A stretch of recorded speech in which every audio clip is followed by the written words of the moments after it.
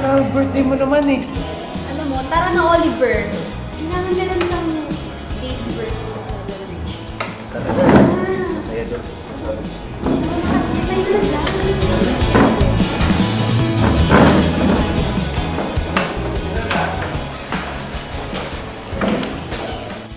Oh, saan tayo? Sa 7th floor. Bawal dun, di ba? Sigurado ka? Oo. Hindi naman nila malalaman.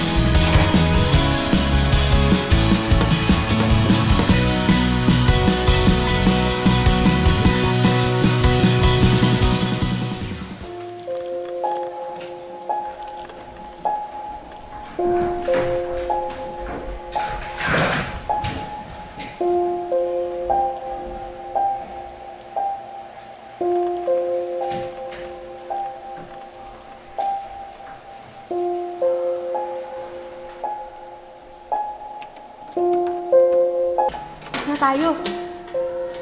Dito na talaga tayo? Oo. Kahit na natusok-tusok lang ng guard yung bag natin, mahirap pati lumabas ng school. Dito na tayo.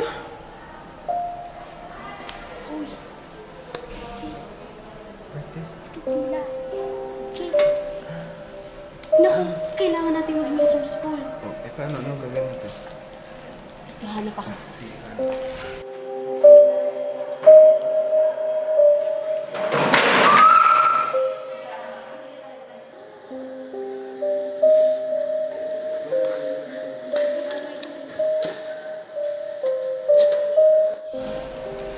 Wala tayong cake eh.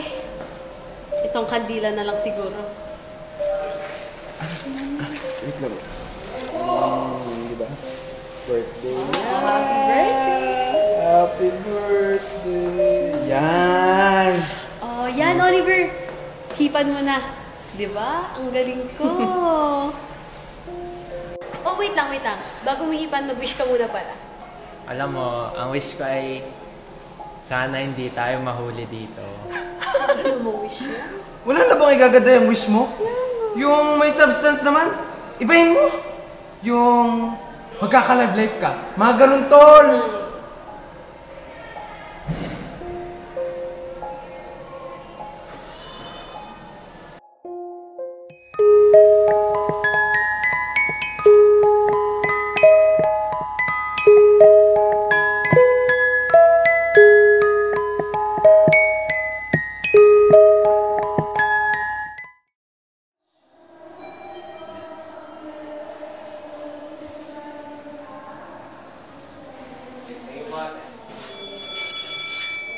Teka, parang aga naman mag-ring ng bell. Anong oras na ba?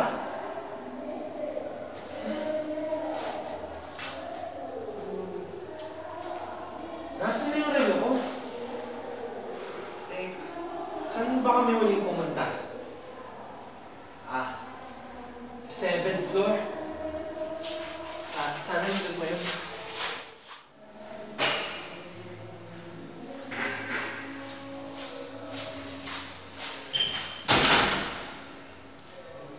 Nasaan na yun? Wala naman eh.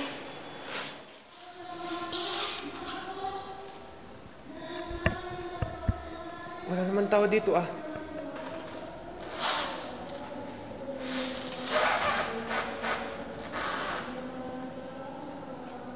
Ito ba yung hinahanap mo?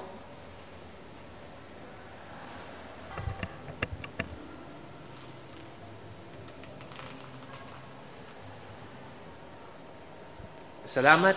Sandali. Ako nga pala si Kenna. Oli.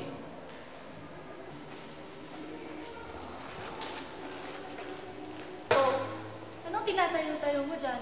Dito ka, oh. Dali na. Magkaibigan na tayo, di ba? Halika na.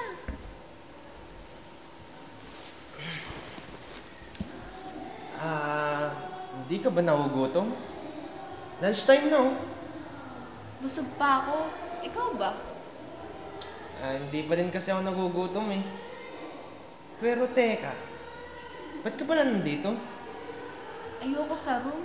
Tsaka, ayoko sa mga tao doon. Mas mabuti na yung nandito ako. Tahimik, mas mapayapa. Pero, alam mo bang bawal dito ang mga estudyante? Ang sabi kasi, may multo daw dito. Multo? Sus! Ang tagal ko na nandito, wala naman ako nakikitang multo. At kung may multo man, sigurado ako hindi ako sasaktan nun. Wow! Ang tapang, ha?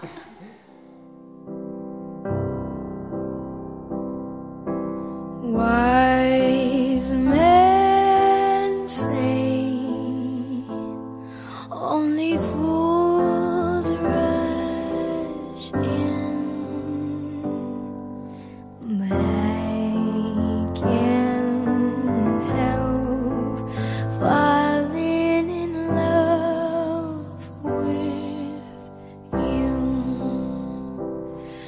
Oh, shall I stay? Would it be a sin? Oh, if I can't help falling in love with you. Anong gagawin natin ngayon? May mga movies ka pa ba? Or mga assignments na ginagawa natin tulad ng dati? Wala na eh. Tagal mo na akong di dinadalaw, ah. Limang araw tuloy ako malungkot. Pasensya ka na. Tuwing nagagawa yung mga kaibigan ko dito, hindi na kita na ipapakilala. Pasensya ka na. Di lang talaga sila sanay sa bago. Hindi talaga ako nila mapapansin. Ha? Saglit lang. May problema ba? Wala. Nag-text lang yung kaibigan ko kung nakita ko raw ba yung girlfriend niya. Baka nag-away sila. Hindi ko alam eh. Kailangan na siguro ng mga kaibigan mo. Sigurado ka? Sige, ayos na ako dito. Marami pa naman oras eh. Pumunta ka na. May klase rin naman mamaya. Bukas. Balik ka dito bukas. Sige ah. Oliver! Kapag nagkita ulit tayo bukas, may sabihin ako sa'yo. Sige.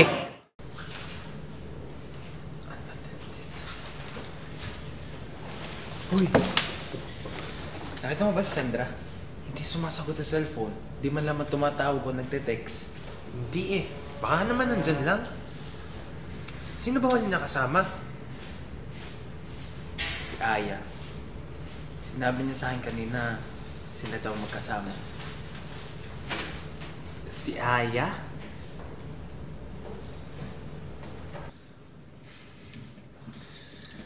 Aya, nakita mo ba si Sandra? Hindi eh. Pero, nakita ko pala siya kanina. Paakyat siya ng 7th floor. Siya yung nagsabi sa akin na bawal pumunta doon. Tapos ginawa niya. Alam nyo, ang dami niyong dada. Sumama na nga lang kayo sa akin. Tara! Tara na kasi!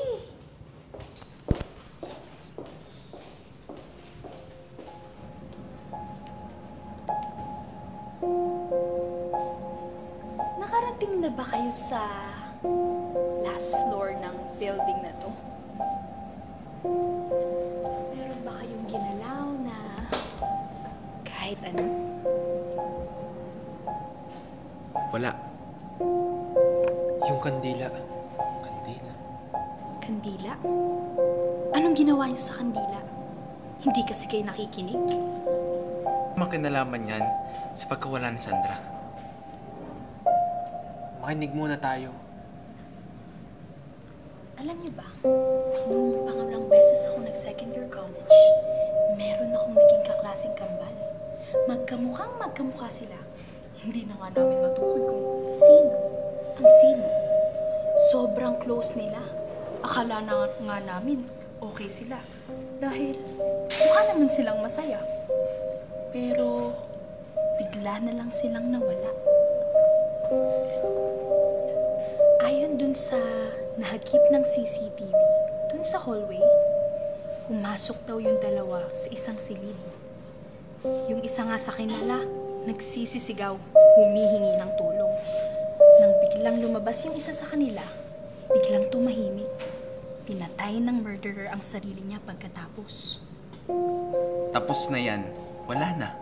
Sana nga, wala na talaga sila. Dahil ilang buwan pang ginamit ang 7th floor pagkatapos ng insidente. Pero marami nagsasabi na hindi pa rin natatahimik ang kaluluwa ng kambal. Napakarami pang hindi magagandang pangyayari ang naganap. Kaya nga restricted sa mga estudyante ang last floor. Sino ba sila? At paano namin mailigtas si Sandra? Ayan, ito sila. Si Kenna at si Kellenwell. Kailangan niyo magsindi ng panibagong kandila sa lugar kung saan namatay ang kambal. Dapat maubos at hindi mamatay ang sindi sa kalagitnaan. Yun lang ang tanging paraan para matahimik na sila at hindi na muling magpakita. Tara na, Oli. Iligtas na natin si Sandra. Huwag muna tayong magpadalos-dalos. Oli, wala tayong gagawin? Nawawala na si Sandra. Ayaw mo, Oli? Kaibigan natin yun. Ako na lang ang sa mag-isa.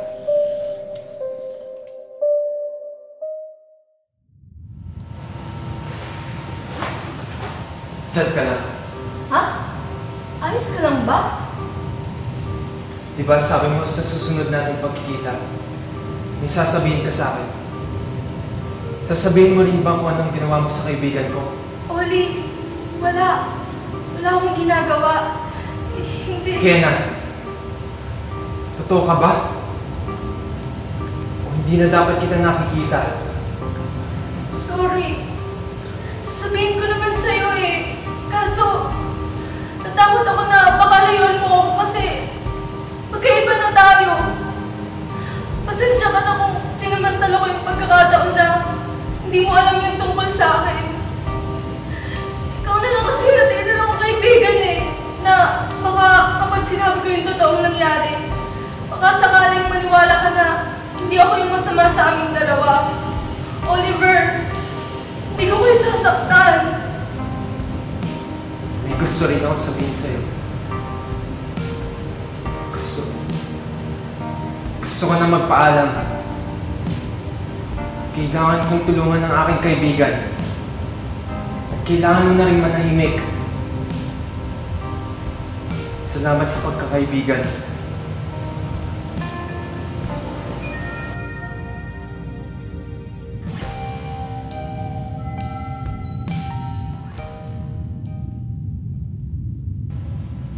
Hindi naman siguro masamang iligtas ang kaibigan ko.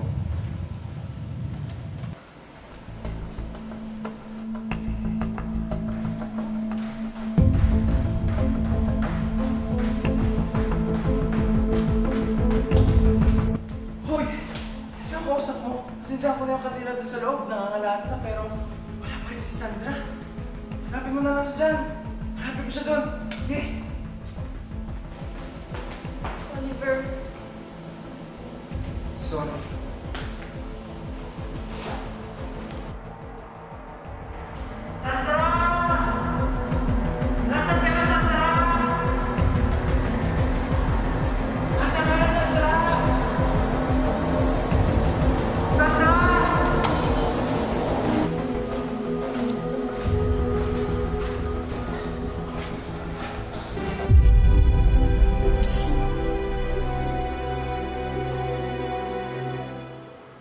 bakit isang kandila lang sinindihan niyo?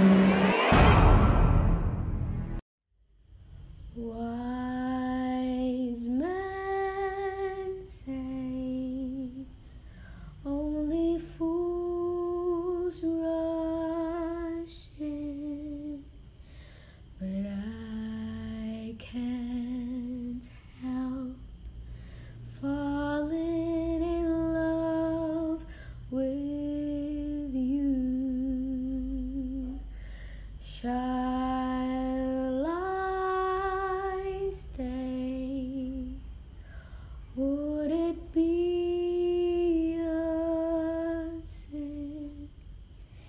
iba.